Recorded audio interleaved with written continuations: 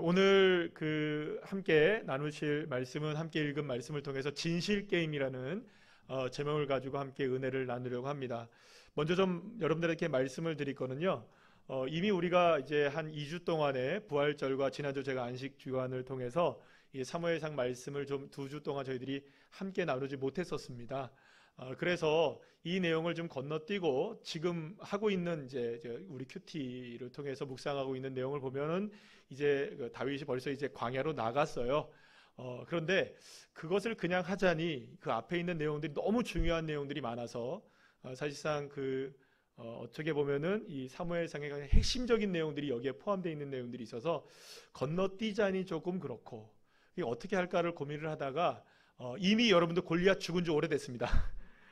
골리앗 죽은 지 오래됐는데 다시 좀 소환해서 우리가 하지 못했던 내용들을 오늘 그리고 다음 주 그리고 또 이번 주 수요일과 그 다음 주 이렇게 걸쳐서 계속 좀 연이어서 저희들이 조금만 더 사무엘상을 살펴보고 나서 그 다음 주 정도가 되면은 저희들이 원래 그 계획되는 그 모습들로 나가지 않을까라는 생각이 듭니다.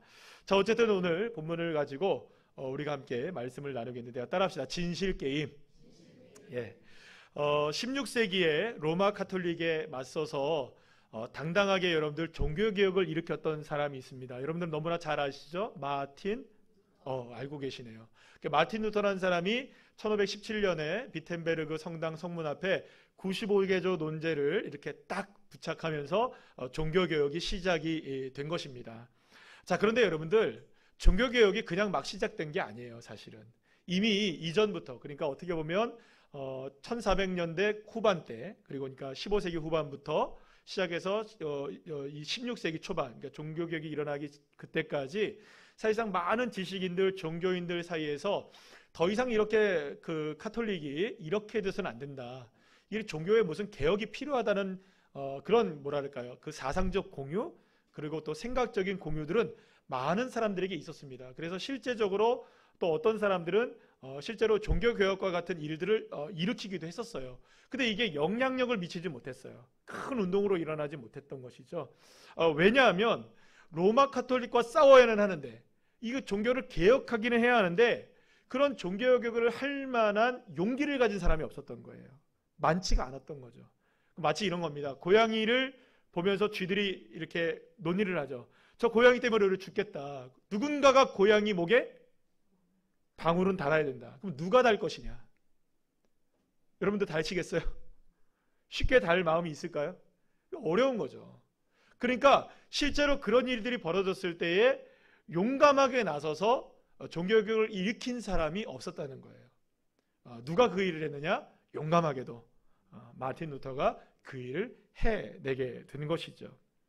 여러분, 그렇기 때문에 결국 탁월한 것, 그리고 능력이 있는 사람이란 어떤 사람이냐 하면 아는 것이 많은 사람이 능력 있는 사람이 아니에요. 아는 것이 많은 사람이 탁월한 사람이 아니에요.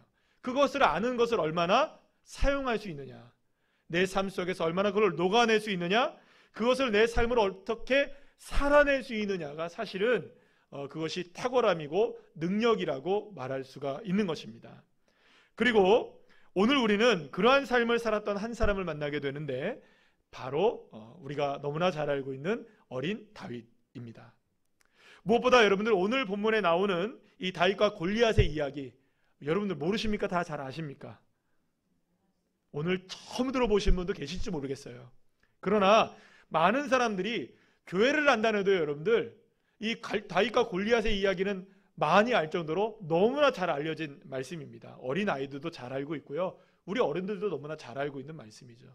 자, 그런데 제가 오늘 이렇게 말씀드렸잖아요. 말씀을 시작하기 전에 이미 이 얘기들이 다 지났는데도 왜 이 이야기를 우리 다시 해야 되느냐? 목사님이 너무나 잘 아는 얘기인데 식상하잖아요. 뭐 다른 얘기 좀 없어요. 그런데 여러분, 너무나 중요한 얘기이기 때문에 다시금 우리가 들어야 될 이유가 있다는 것이죠. 그래도 여러분들 우리가 한 가지 여기서 분명한 이유를 하나 찾아야 될 거예요. 그럼에도 불구하고 또 들어야 되는 이유가 뭐냐? 이 다윗과 골리앗 이야기, 어떻게 보면 식상한 이야기인데 왜 또 들어야 하느냐? 왜냐하면요, 이 이야기 속에는 이런 내용이 숨겨져 있기 때문에 그래요. 진실을 가리려는 자와 진실을 드러내려고 하는 자. 따라합시다. 진실을 가리려고 하는 자, 진실을 드러내려고 하는 자. 이 싸움이 이 다윗과 골리앗의 싸움 속에서 그대로 드러나게 되는 것을 보게 되기 때문입니다.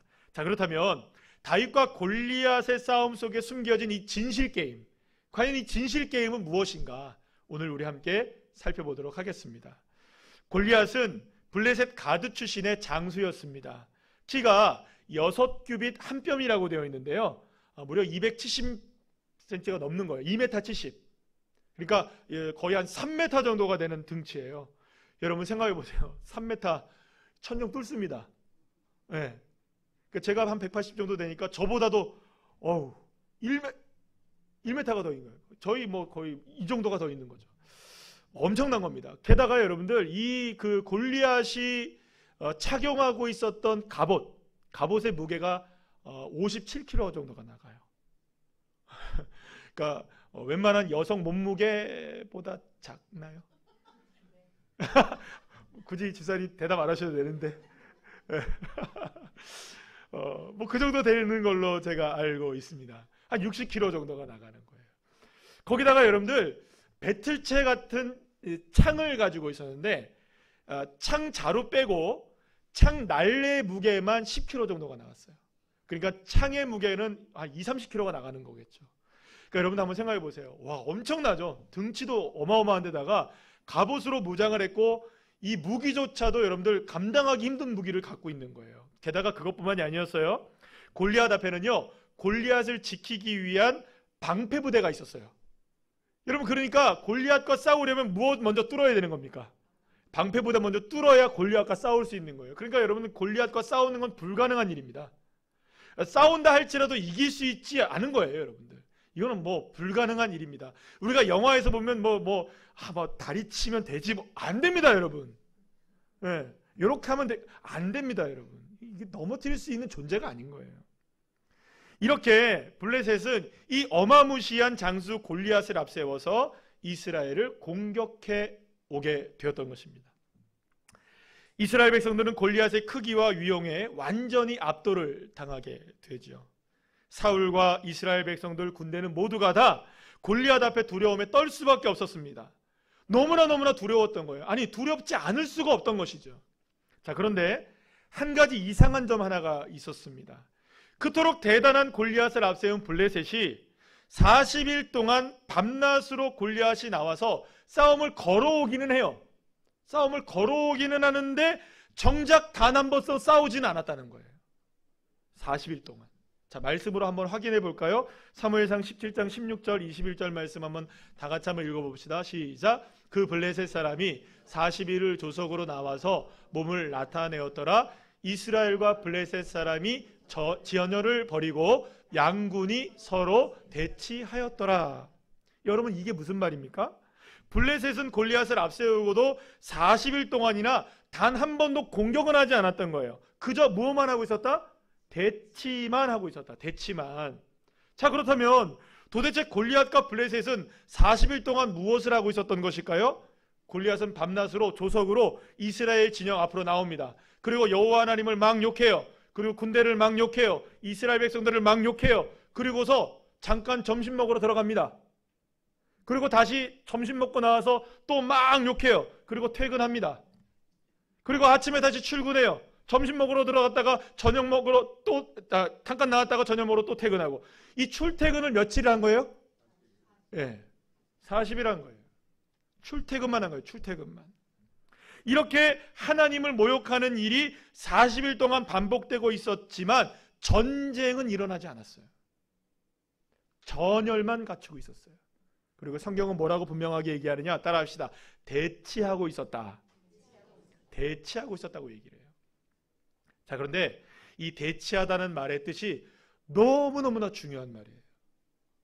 이 대치하다는 말의 히브리어가 카라라는 단어인데요, 대항하다, 부딪히다, 맞서다 이런 단어의 의미예요. 그런데 이 단어의 의미를 조목조목 살펴보면서 이 단어가 어떤 의미를 갖고 있냐면 이런 의미를 갖고 있는 것을 보게 되었어요. 하나님을 사이에 두고 만난다는 의미를 갖고 있는 거예요. 그러니까 이런 겁니다. 무엇과 무엇 사이에 하나님이 계신 거예요. 그래서 하나님을 중간에 두고 서로가 만나고 있는 상태가 대치하다라는 의미에 담겨져 있다는 거예요. 그러니까 여러분, 블레셋이 이렇게 쳐들어왔어요. 이스라엘이 전열을 딱 맞췄어요. 그러면 서로가 지금 대치 중이잖아요. 그러면 이 대치 중인 상황 속에는 누가 그 가운데 있다는 겁니까? 하나님이 계신다는 거예요.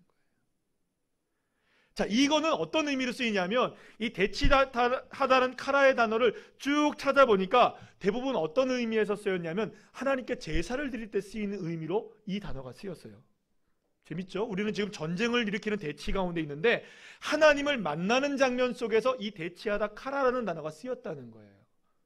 그런데 여러분, 아모스 4장 12절 말씀을 보면 이렇게 말씀을 합니다. 우리 다 같이 한번 읽어볼까요? 시작. 그러므로 이스라엘아, 내가 이와 같이 내게 행하리라. 내가 이것을 내게 행하리니 이스라엘아, 내 하나님 만나기를 준비하라. 여러분, 여기서 만나다라는 단어가 나와요. 내 하나님을 만나기를 준비하라. 여기서 이 만나다라는 단어가 카라라는 단어가 쓰였어요.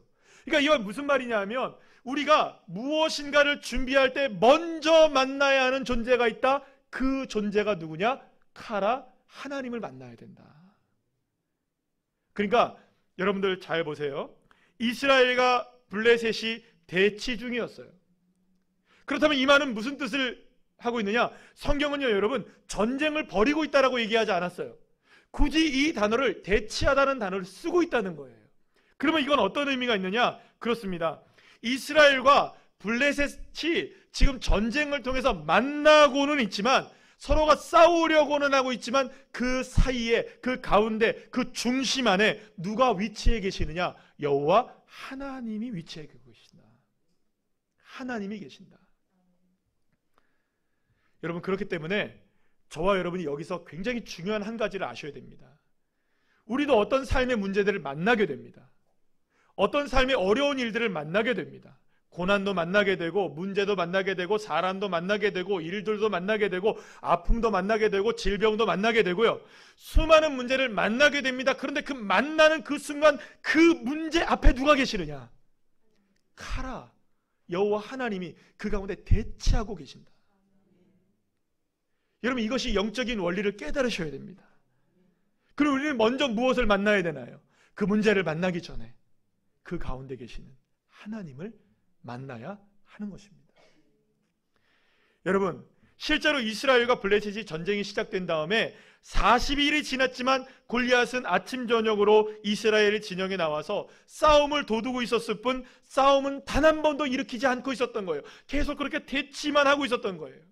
물론 이스라엘이야 무기도 변변치 않았고 군사력도 없었고 게다가 골리앗이라는 걸출한 거대한 존재가 떡하니 앞서 있으니 두려워서 여러분들 앞으로 나가지 못할 수도 있었을 것이에요. 하지만 여러분, 블레셋은 달랐습니다. 골리앗을 앞세웠잖아요. 그런데 여러분 생각해 봐야 돼요. 왜 골리앗을 앞세우고도 40일 동안 고함만 치고 있었는가? 왜 40일 동안 이 블레셋은 골리앗을 앞세워서 고함만 치고 있었는가?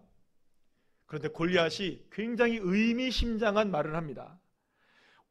사무엘상 17장 8절에서 9절 말씀 우리 다 같이 한번 읽어볼까요? 시작. 그가 서서 이스라엘 군대를 향하여 외쳐 이르되 너희가 어찌하여 나와서 전열을 벌였느냐? 나는 블레셋 사람이 아니며 너희는 사울의 신복이 아니냐? 너희는 한 사람을 택하여 내게로 내려보내라. 그가 나와 싸워서 나를 죽이면 우리가 너희의 종이 되겠고 만일 내가 이겨 그를 죽이면 너희가 우리의 종이 되어 우리를 섬길 것이니라. 골리앗은 이렇게 얘기합니다. 나는 블레셋 사람이다. 나는 블레셋 사람이다. 여러분, 골리앗은 블레셋 사람 맞나요? 예, 맞습니다. 가드 출신의 블레셋 사람입니다. 자, 그러면 나는 블레셋 사람이다라고 골리앗이 얘기했으면 너는 어디 사람이다? 네. 너는 뭐라고? 그러니까 국어 시간입니다. 나는 블레셋 사람이다. 너는 어디 사람이다? 지금 곰곰이 생각해 보세요. 나는 블레셋 사람이다. 너희는 이스라엘 백성들이다. 맞잖아요. 아니, 나는 블레셋 사람인데 너희는 뭐 어디 사람이냐 물어보면 저희는 우리 엄마, 딸이에요, 아빠예요 이렇게 물어봅니까? 그거 아니잖아요. 너 어느 나라 출신이야? 나는 블레셋 사람이야. 나는 미국 사람이야. 그러면 나는 저기 그 방호동의 사람 이렇게 얘기합니까? 우리 엄마 우리 아버지 이름은 누구예요? 이렇게 얘기하지 않잖아요. 나는 블레셋 사람이다. 너희는 이스라엘 사람이다. 이게 맞는 말이잖아요. 격이 맞잖아요. 그러니까 우리가 그렇잖아요. 이번에 대통령이 어디 미국으로 순방 나간다고 하는데, 예를 들어서 우리나라 대통령이 딱 미국에 도착했어요. 그래, 대통령이 갔으면 누가 나와야 됩니까? 대통령 만나러 나갔는데 대통령은 만나주지도 않고 장관이 나왔다. 그러면 이건 뭐라고 그래요? 보통 외교적 결례라고 얘기를 합니다. 그러면 그런 일이 일어나면 안 되잖아요. 근데 지금 무슨 얘기가 일어나느냐? 나는 블레셋 사람이다. 그럼 너희는 이스라엘 백성들이라는 게 맞잖아요. 그런데 굳이 이 골리앗이 뭐라고 얘기하냐면, 나는 블레셋 사람이다. 너희는 사울의 신하다라고 얘기하고 있어요. 근데 여기에 큰 함정이 있다는 거예요. 이 큰 함정을 발견하셔야 되는 거예요. 골리앗이 블레셋 사람인 건 맞습니다. 그렇다면 이스라엘 백성들은 당연히 이스라엘 백성들이죠. 바로 이스라엘 사람이다. 나는 블레셋 사람이고 너희는 이스라엘 사람이다. 이렇게 해야 격이 맞는 싸움이 되는 겁니다. 그럼에도 불구하고 이 골리앗은 무엇이라고 굳이 얘기하느냐? 나는 블레셋 사람인데 너희는 이스라엘 사람이다라고 얘기하지 않고 너희는 사울의 신하들이다라고 얘기하고 있다는 거예요. 사실 여러분, 고대의 전쟁은 나라와 나라와의 전쟁이기도 했지만 그 나라가 섬기는 신들의 전쟁이었어요. 그래서 여러분, 이스라엘이 이기면 이스라엘이 이긴 것뿐만이 아니라 여호와 하나님의 승리라고 생각했던 거예요. 그래서 고대 근동지방 가나안 지방의 많은 사람들이 이스라엘을 두려워했던 것은 이스라엘이 두려운 게 아니라 이스라엘을 다스리시는 하나님이 두려웠던 거예요. 실제로는요. 그러면 여러분, 이렇게 되는 거죠. 그 나라가 이긴다 하면 그 나라의 승리만이 아니라 그 나라를 다스리는 신이 승리했다는 것을 의미하는 것이었어요. 고대의 전쟁은. 자, 그러니까 이런 겁니다. 지금 골리앗은 이렇게 얘기하고 있는 거예요. 나는 블레셋 사람이다 라고 얘기하는 것은 이런 의미입니다. 나는 블레셋 사람으로서 블레셋이 섬기고 있는 신 바알, 그리고 아스타롯, 그리고 다곤 등을 비롯하여서 우리 블레셋 신들이 이 전쟁에 참가하고 있다라는 것을 의미하는 거예요. 무슨 말인지 아시겠어요? 그런데 여러분, 이 골리앗이 뭐라고 얘기합니까? 너희는 사울의 신하야 라고 얘기해버렸어요. 그러면 여러분, 나라의 전쟁이 아니잖아요. 그럼 이스라엘을 다스리시는 여호와 하나님의 전쟁이 아닌 거잖아요. 단지 누구의 전쟁입니까? 사울의 전쟁만이 안 되는 거예요. 사람의 전쟁이 되는 거예요. 신들의 전쟁이 아니라 신과 사람의 싸움으로 전락해버리는 거예요. 격이 맞지 않은 싸움이 돼버리는 거예요. 사랑하는 여러분, 골리앗은 매우 교묘하지만 매우 치밀하게 이스라엘 백성들에게서 하나님이라는 존재를 숨기고 하나님이라는 존재를 지우고 있었던 것입니다. 이것이 바로 골리앗을 앞세운 블레셋의 전략이었던 것이죠. 그리고 그렇게 40일 동안 이스라엘 백성들은 자신들이 알고 있었던 진실, 뭡니까? 여호와 하나님이 우리의 하나님이시다. 우리는 하나님의 백성이다. 이곳에 여호와 하나님이 함께 하신다. 이 사실을 잊어버린 거예요. 어떤 것 때문에? 우리는 누구의 신하다. 이 말 한마디 때문에 하나님의 백성이라는 사실을 잃어버리고 하나님의 백성이라는 사실을 잊어버린 채 우리는 사울의 신하인데 사울 저거 어떡하지 저거? 우리가 사울 믿어서 될 수 있을까? 골리앗이라는 두려움에 갇히고 사울이라는 사람에 갇혀진 그 전쟁 가운데 40일이라는 시간이 지나게 되었던 것입니다. 사랑하는 여러분, 그렇다면 이스라엘 백성들이 골리앗 때문에 잃어버렸던 것은 무엇일까요? 골리앗 때문에 지금 지워진 기억은 무엇일까요? 그렇습니다. 바로 여호와 하나님이 나의 하나님이시고 이스라엘은 하나님이 다스리신다. 이곳에 하나님이 함께 하신다. 이것을 잊어버리게 되었던 것이에요. 이스라엘 백성들의 하나님이 우리와 함께 하신다는 사실을 이 이스라엘 백성들은 잊어버리고 있었던 것이죠. 하지만 골리앗도 블레셋도 이스라엘에게 이러한 하나님의 존재가 계속적으로 숨겨져야 할까요? 어느 순간 드러나야 될까요? 이 블레셋의 입장에서 본다면 끝까지 숨겨져야 되는 거예요. 끝까지. 누가 드러나면 안 됩니까? 하나님의 존재가 드러나면 안 되는 거예요. 그래서 여러분 어떻게 해서든지 골리앗이 나와서 막 윽박을 지르는 거예요. 막 소리를 지르는 거예요. 그러면 여러분 사람들이 누구에게 집중합니까? 골리앗에게 집중하는 거예요. 그리고 사울에게 집중할 수밖에 없는 거예요. 그러니 여러분 누구를 바라보지 못하는 겁니까? 하나님을 바라보지 못하게 되는 거죠. 사랑하는 여러분, 이것이 바로 진실 게임인 거예요. 블레셋은 이스라엘과 전면전을 할 수 있었을까요? 없었을까요? 없었던 거예요. 왜냐하면 하나님이라는 존재가 이스라엘에게서 완전히 지워지고 완전히 드러나지 않고 완전히 어떤 상황 속에서도 여호와 하나님의 이름이 나타나면 안 되는데 그것을 확신할 수 있을까요? 없을까요? 없는 거예요. 만약 누군가가 한 명이 요나단과 같이 다윗과 같이 한 명이 여호와 하나님의 이름을 빵 외치면 외치기라도 하는 순간에 어떻게 됩니까?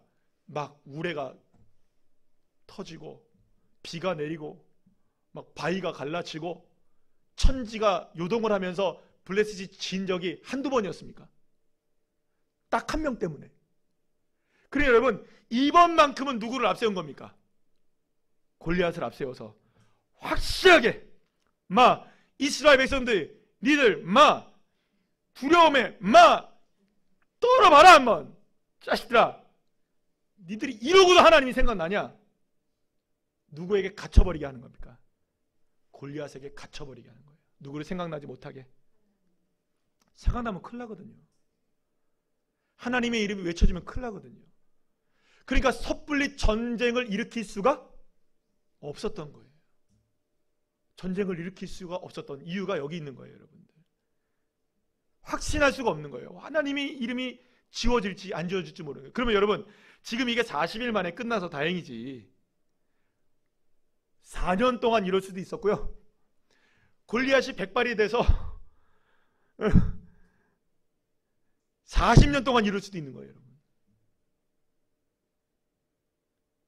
무슨 말인지 아시겠어요? 골리앗이라는 큰 두려움 속에 이스라엘 백성들이 갇혀지는 한 하나님을 생각하지 못하게 되고 결국에는 그렇게 갇혀버리는 거예요. 여러분 한번 생각해 보시기 바랍니다. 천하의 골리앗 정도의 장수라면 왜 머리부터 발끝까지 60kg가 넘는 이 쇠 갑옷을 입었겠어요? 여러분 한번 생각해 보세요. 이 골리앗이 뭐 한 대 맞는다고 해서 여기 아프다고 이러겠어요 여러분? 3m짜리 등치가? 근데 머리부터 발끝까지 투구부터 온몸의 갑옷으로 60kg를 입고 있었다니까요. 여러분 오해하지 마세요. 이 다윗이 나중에 물맷돌을 던져가지고 이마에 박힌다 하잖아요. 그러면 우리가 생각할 때는 이 골리앗이 투구는 썼지만 이마는 이렇게 뚫어져 있었겠구나. 네. 이마는 이만큼 뚫어진 투구를 쓰고 있었으니까 이렇게 콱 박혔겠구나. 이건 절대 아닙니다. 여러분들 옛날에 그 영화 같은 데 보면은 그 투구 같은 데 보면 눈만 이렇게 나와 있죠? 네, 아이언맨처럼 눈만 이렇게. 네, 그렇게 됐을 거예요. 근데 그 사이에 딱 박힌 거예요, 여러분들. 그러니까 머리부터 발끝까지, 그것도 모자라서 방패부대까지. 여러분 왜 이랬을까요? 철병거를 앞세우고도 골리앗을 앞세우고도 여러분들 왜 전쟁을 일으키지 못했을까요? 왜 완전 무장을 하고 있었을까요? 이상하지 않습니까? 바로 이것이에요. 만약에 이스라엘 백성들과 골리앗이 전쟁을 벌이고 블레셋이 전쟁을 일으킬 때에 누군가가 여호와 하나님의 이름을 외치기라도 한다면 아무리 골리앗이라 할지라도 지는 거예요. 아무리 블레셋이라 할지라도 지는 거예요. 지금까지 학습해 왔거든요. 그러니까 싸우지를 못하고 있는 거예요. 무장을 하고 있는 거예요. 패배가 두려웠던 것이죠. 대치 중에 그 가운데 누가 있었던 걸 아는 겁니까? 놀랍게도 블레셋은 알고 있는 거예요. 여러분 이상하지 않습니까?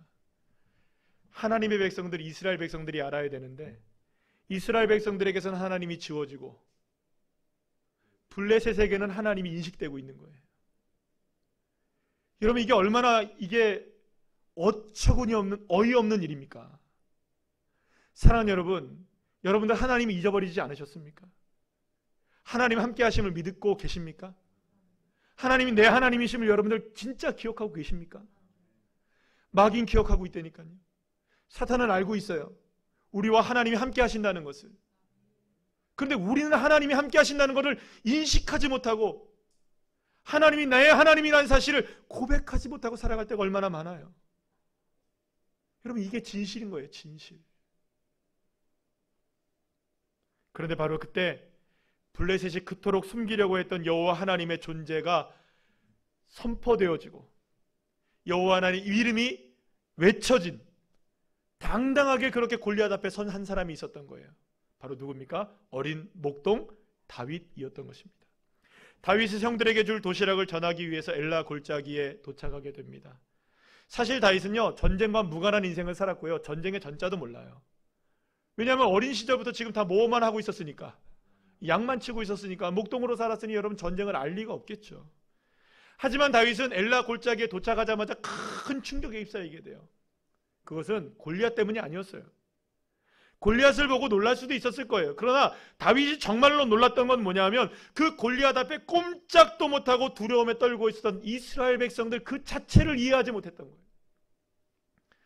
사랑하는 여러분, 골리앗이 두려운 존재인 것은 분명해 보입니다.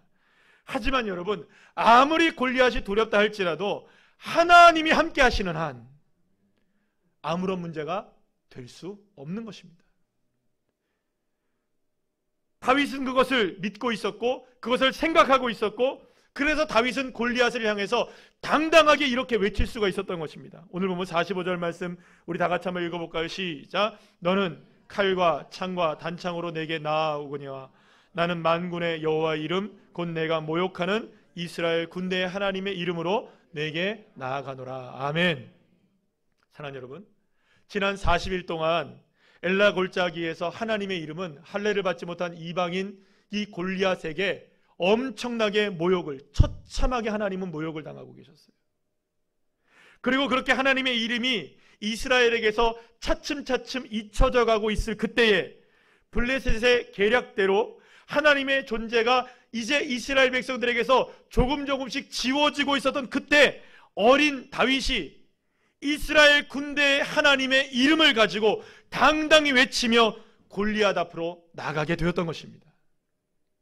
그러니까 여러분, 블레셋과 골리앗이 절대로 일어나지 말아야 될 상황이 지금 누구에게서 일어난 겁니까? 어린 다윗에게서 일어나게 되었던 것이죠.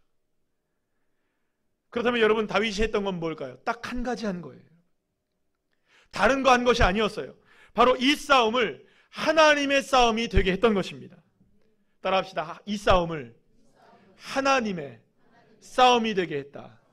여러분, 그래서 다윗에게는요, 투구도 필요 없었고 갑옷도 필요 없었고 칼도 필요가 없었던 것이에요. 왜냐하면 단 한 가지가 필요했던 것이기 때문입니다. 오직 만군의 주 여호와 하나님, 그분의 이름이면 충분했던 거예요. 그분의 이름을 외치는 것으로 충분했던 거예요. 이스라엘과 블레셋이 싸움이 하나님의 싸움이 되게 하고 하나님의 전쟁이 되게 하기만 하면 이 전쟁에선 승리하는 것이에요. 그리고 이것이 다윗과 골리앗, 골리앗과 다윗의 싸움에 숨겨진 진실이었던 것입니다. 한쪽은 하나님을 숨기려고 하는 거예요. 그러나 한쪽은 하나님을 드러내려고 하는 거예요. 어떻게 해서든 하나님을 숨기려고 하는 골리앗, 그러나 어떻게 해서든 하나님을 드러내려고 하는 다윗의 싸움. 사랑하는 여러분, 창과 칼의 싸움이 아니고 어떤 싸움이냐? 하나님을 드러내야 되느냐, 하나님을 감추느냐의 싸움이 이 다윗과 골리앗과 다윗의 싸움에 숨겨진 진실 게임이었던 것입니다. 사랑하는 여러분, 그렇다면 마귀와 사탄이 하는 일이 무엇인지 잘 아시겠습니까? 골리앗 같은 존재들을 앞세우는 이유가 뭔지 아시겠어요? 저와 여러분의 삶에 어떤 문제들을 앞세웁니다. 어떤 어려움들이 일어나게 됩니다. 어떤 삶의 고난들이 다가오게 됩니다. 두려운 일들이 다가오게 됩니다. 때로는 그것이 육체적인 아픔일 수 있고 정신적인 힘듦일 수도 있습니다. 물질의 힘듦일 수도 있습니다. 관계의 어려움일 수도 있습니다. 그러나 그 많은 수많은 일들이 우리에게 다가오게 될 때에 마귀와 사탄이 하는 일이 뭐냐? 하나님을 지워버리는 겁니다. 그것 때문에 하나님을 바라보지 못하게 하는 거예요. 치명적인 실수를 하게 만드는 겁니다. 사랑하는 여러분, 왜 두렵지 않겠습니까? 왜 어렵지 않을까요? 이 세상 살아가는 사람들 중에 누가 여러분들 힘들지 않은 사람이 있을까요? 제가 지난 한 주 동안에 하나님의 은혜 가운데 안식을 잘 누렸습니다. 그러면 정말 안식이었을까요? 안식이었습니다. 그러나 정말 안식이었을까요? 정말 고통과 걱정과 근심은 하나도 없었을까요? 다행히 우리 집사님들이 저를 사랑해 주시고 성도님이 사랑해 주셔서 전화는 안 해주시더라고요.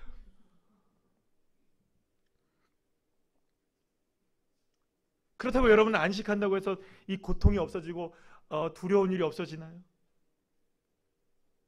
사랑하는 여러분, 마귀와 사탄이 하는 일이 무엇인 줄 아십니까? 우리에게 고통과 두려움을 극대화시켜서 하나님을 지워버리는 겁니다. 하나님을 생각나지 못하게 하는 겁니다. 사랑하는 여러분, 그렇기 때문에 저와 여러분이 흥분해서는 안 돼요.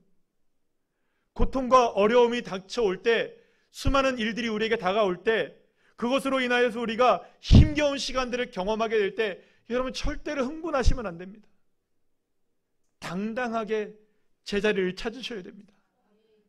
주님을 바라볼 수 있는 그 자리, 주님을 의지할 수 있는 그곳을 향해 나가시는 저와 여러분 되시기를 간절히 축원합니다.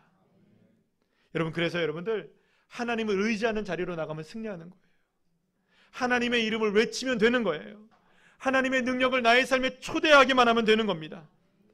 여러분, 그러니까 마귀와 사탄은 계속해서 이런 일을 하는 거예요. 우리가 두려움에 휩싸이게 하고 두려움에 가려져서 하나님을 바라보지 못하게 하는 거예요. 그렇게 해서 여러분들 이스라엘 백성들이 40일 동안 골리앗 앞에 속수무책으로 두려움에 꼼짝하지 못하고 있었던 겁니다.